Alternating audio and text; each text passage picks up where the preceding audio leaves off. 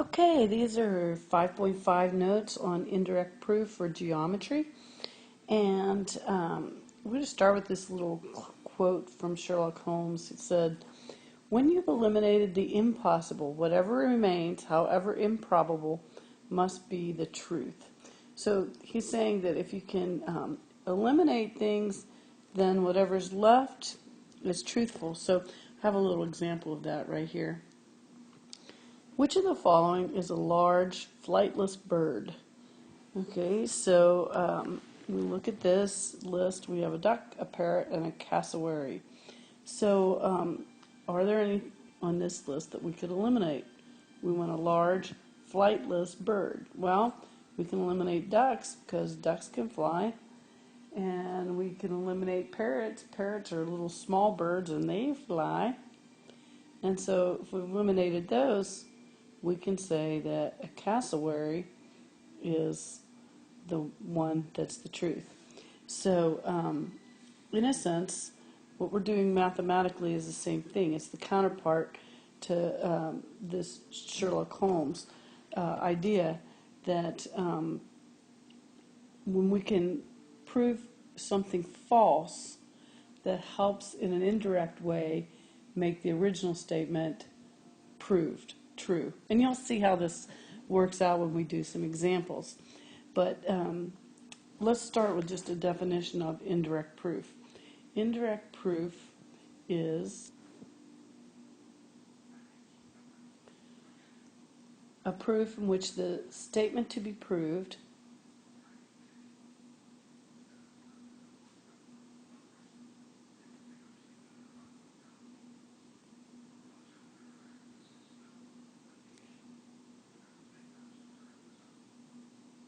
is assumed false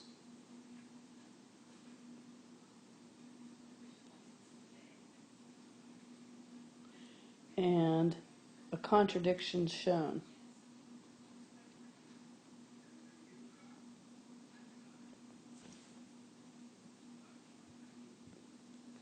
So just in general, you're going to take a statement, we're going to negate it, so in a sense make it false, and if we can contradict the false statement, then we know that our original statement really was true to begin with. So here's the steps that we're going to use as we do this in our proofs. First, we're going to identify the statement that needs to be proven. Then we're going to negate that statement. And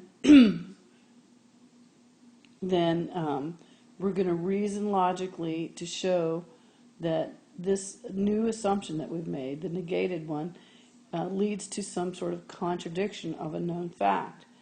And once we do that, then we can conclude that our assumption is false, and therefore the original statement has been proven true. It's an indirect proof. Now, just by way of review, remember what it means to negate a statement. Remember when we talked about this, if I said it's raining today, and negating it does not mean saying it's sunny today or anything else. It just means put a not in there. It's not raining today.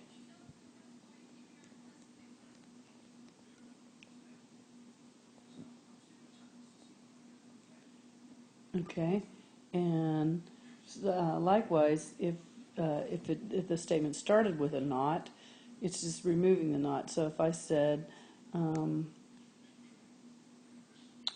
I don't know, the Giants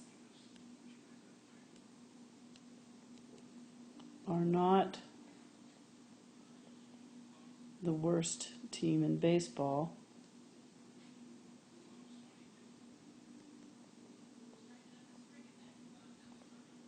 We don't negate that by saying,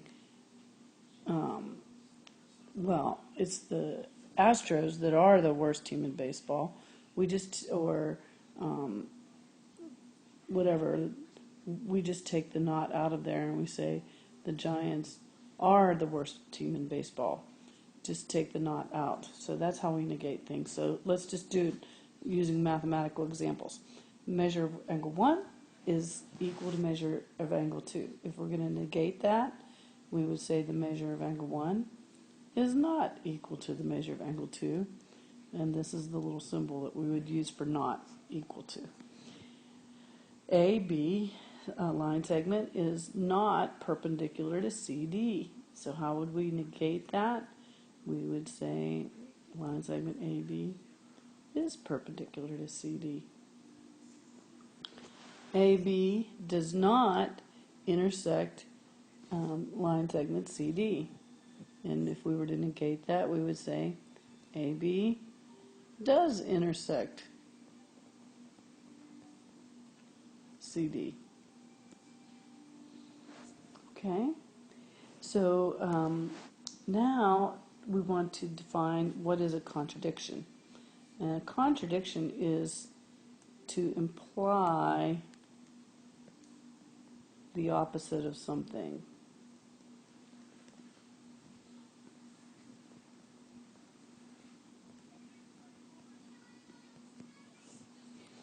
So let's see if these statements here form contradictions or don't form them. Tell you what, hit pause and see if you can make a conclusion.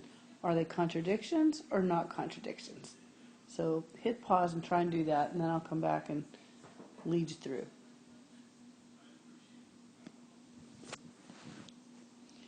Okay, so on number 2, it's part A. AB is parallel to CD, AB is perpendicular to CD, and I hope you have yes, it's a contradiction. Because lines are either parallel or they're not parallel. So a parallel line cannot be at the same time parallel and then perpendicular to one another. It can't be done. Okay? So it's a contradiction. Then let's see here. Triangle ABC. In triangle ABC, measure of angle A is equal to measure of angle B. And then it says triangle ABC is scalene. Well, we would say, yes, that's a contradiction.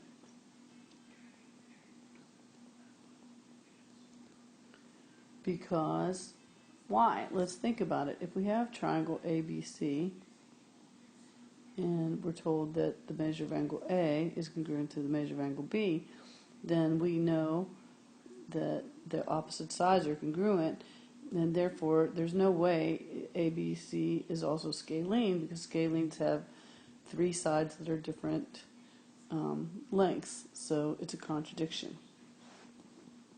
ABC is equilateral and ABC is equiangular. Okay, not a contradiction,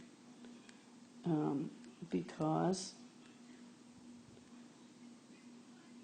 if a triangle is equilateral, it's got to be equiangular, and vice versa. This would be an example of something where it's if and only if. Equilateral triangles are equilateral if and only if they're equiangular, and they're equiangular if and only if they're equilateral. Okay, and then let's look at the last one. ABC, triangle ABC is a right triangle. Triangle ABC is isosceles. Is that a contradiction or not a contradiction? Not a contradiction, because it is very possible to have 2 sides of a right triangle be the same length, and there you go. So, not a contradiction. Okay, we're going to skip number 3, and let's go on to example number 4. Okay, so we're going to do this little indirect proof here on example 4. So we need to remember what the steps were, so let's go back to the first page. Okay, so the first thing we're going to do is identify the conjecture that's to be proven. Then we're going to negate it. Then we're going to reason logically to show that this assumption, meaning this assumption right here, leads to a contradiction of a known fact. And then because of that, because the assumption is false, we can approve our original statement is true. So let's give it a shot. Okay, it says given AB is not congruent with BC, and it says prove angle A is not congruent with angle C. So,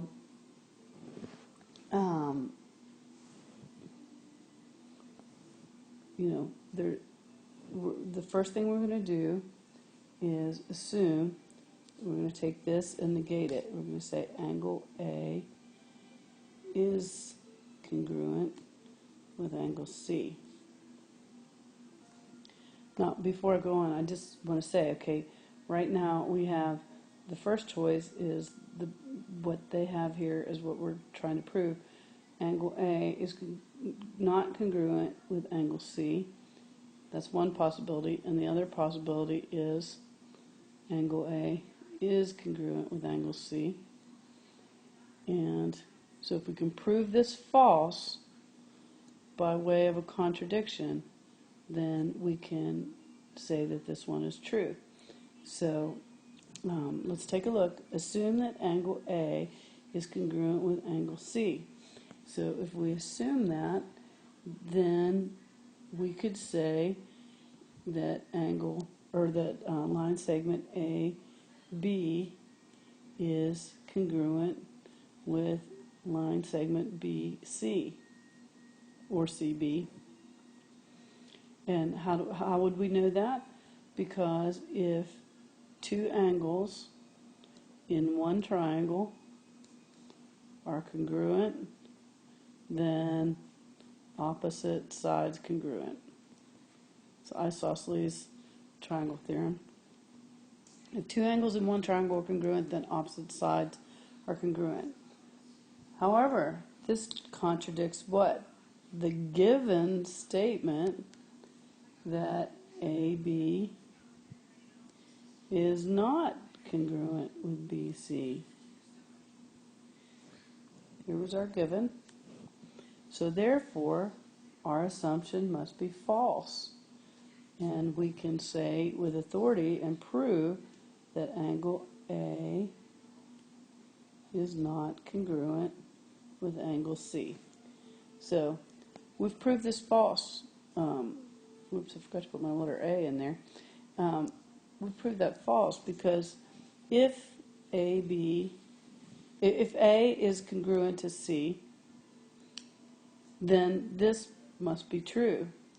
But we were given that it's not true, so we've proved this false, which means this is true. We've proved it indirectly. Okay, now we're going to skip the a few good men part and go on to example 6, and we'll come back to this. Okay? Okay, so on example 6, on my paper, we kind of got copied funky, so this was on the bottom of the last page. So I'm going to move it right here. Given angle 1 is not congruent to angle 3. And we need to prove that K is not parallel to L. So we have K not parallel to L, and then the negation of that would be K is parallel to L. So, so our first thing that we're going to do is use our negation. K is parallel to L. And if we were to say if K was parallel to L, then we would know that angle 1 is congruent to angle 3.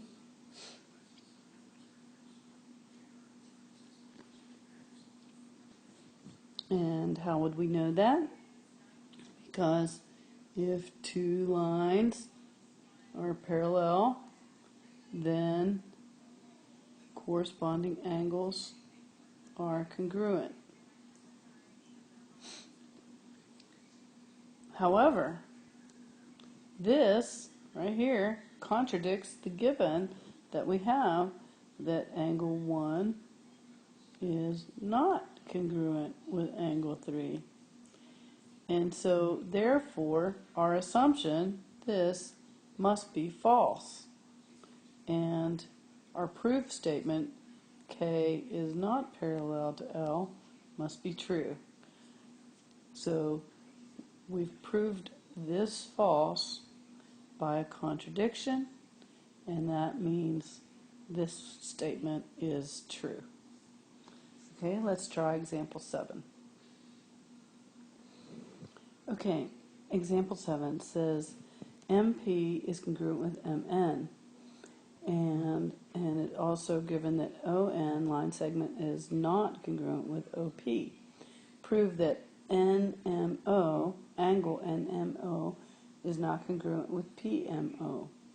So our original proof statement is angle NMO is not congruent with angle PMO, and what we're trying, our assumption that we're going to do, we're going to try and prove this false, is that angle NMO is congruent with angle PMO.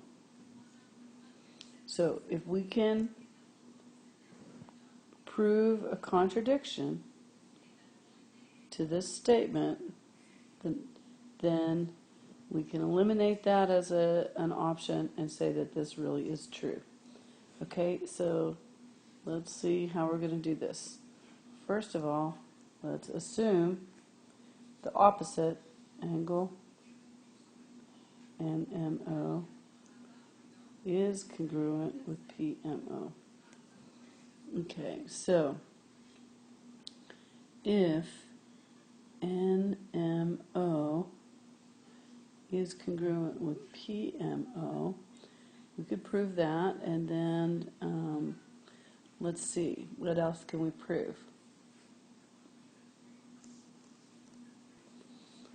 We were given that MP is congruent with MN, and we know that we can use the reflexive property for this side right here, and so we could say that these two triangles are congruent. So let's take a look at how we're going to work this out. First of all, we can say MP is congruent to MN, and that was by given. Then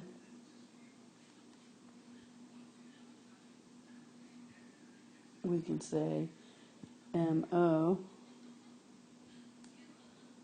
is congruent with MO by what? By reflexive property.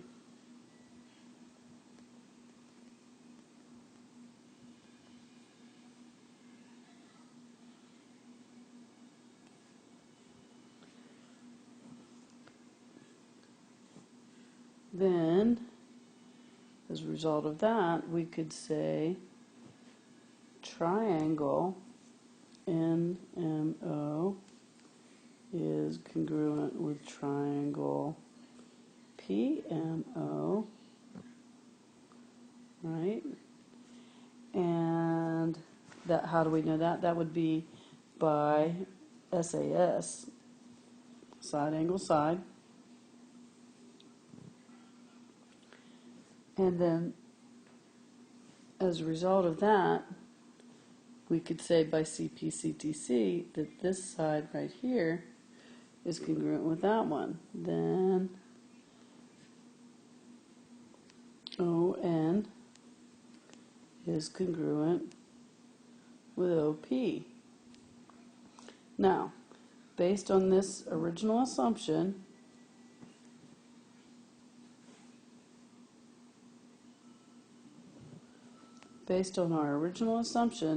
that these two angles were congruent, we were able to say that ON is congruent to OP.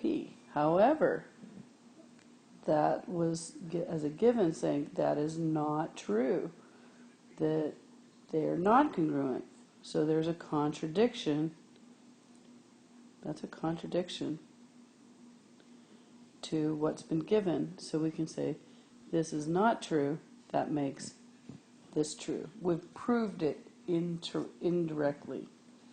So, oh, and I should write that in here. This contradicts the given that ON is congruent with OP, and therefore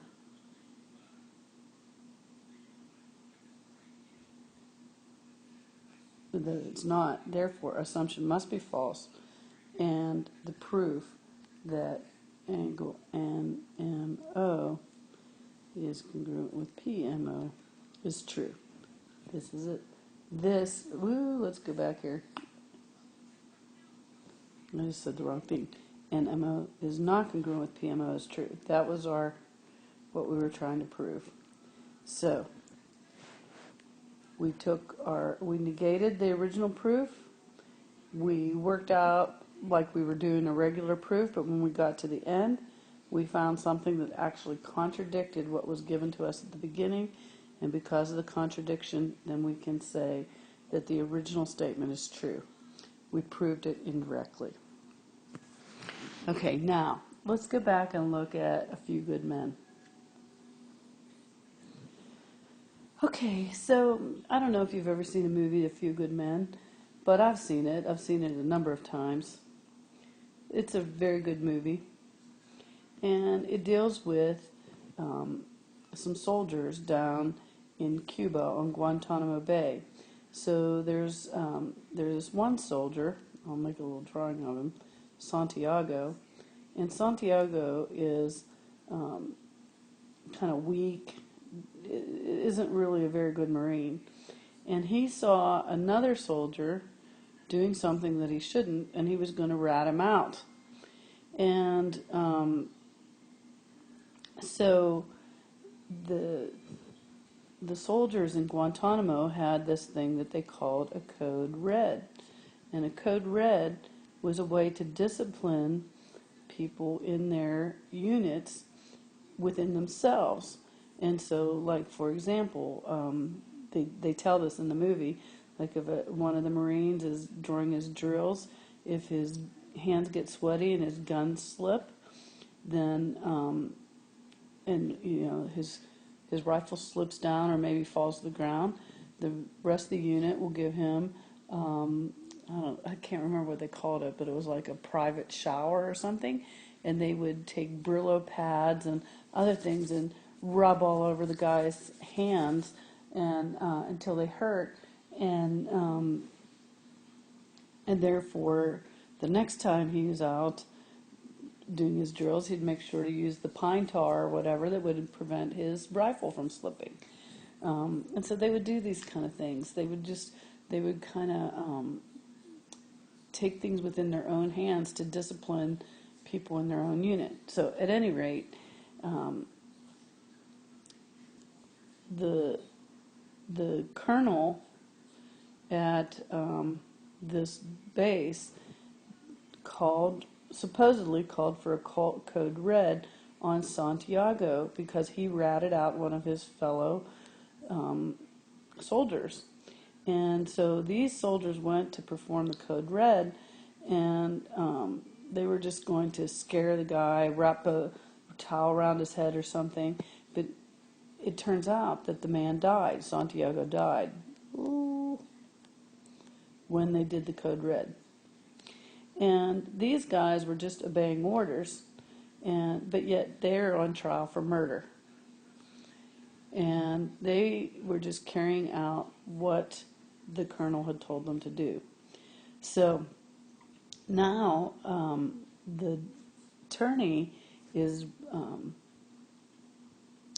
who is defending these guys has the colonel on the stand, and they are questioning him because after the murder, when they went to investigate, they said that Santiago, that word of his ratting out his friend had gotten out, and that the people in the unit were going to be taking things into their own hands, and so he was scheduled to leave the base. So this was a flat out lie, that he was scheduled to leave, and because his life was in danger. If the people in the unit would take things in their own hands, then he would be in danger. He was scheduled to leave, and so they're just saying that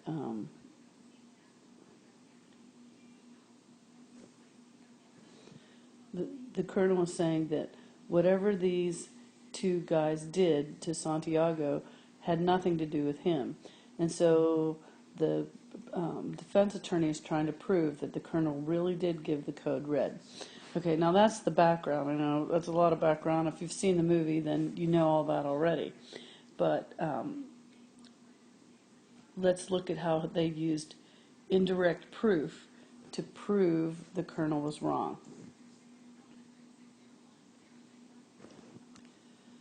Okay, so when they investigated, they saw that Santiago's clothes were not packed, and Santiago had not made any phone calls. And we want to prove Santiago was not scheduled to leave the base. That's what the defense attorney wants to prove. So let's assume Santiago was scheduled to leave the base. If he was scheduled to leave the base,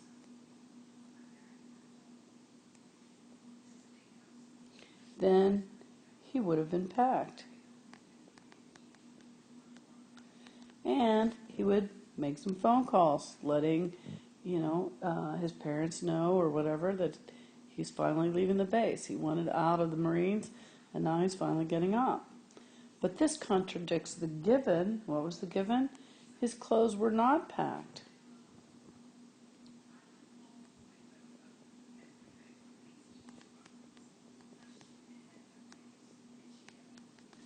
And he had made no phone calls. They checked the phone records.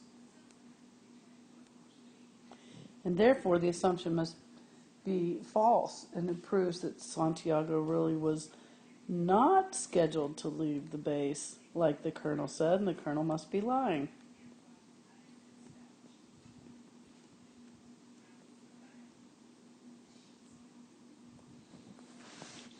Okay, indirect proof number 2.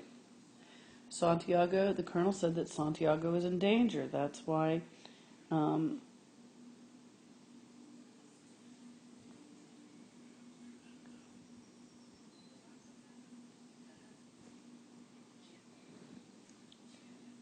Santiago is in danger, and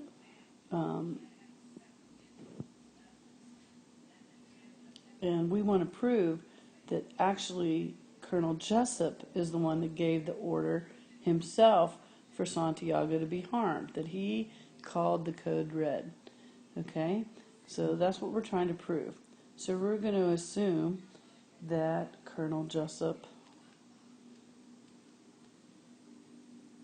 did not give the code red.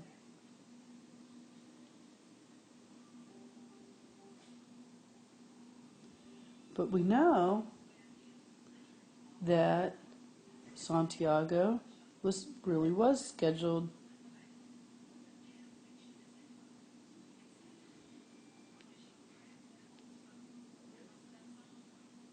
to leave, and the others always follow orders. So, really, Santiago was in no danger. Okay, get this. If Colonel Jessup did not give the call for code red, and in the movie he says that his men always follow his orders. So if his men always follow orders, then Santiago was really in no danger, and that contradicts the given that Santiago was in danger. That's what he was trying to say earlier. Santiago was in danger. And therefore, our assumption is false, and it proves that Colonel Jessup really did give the order for the code red.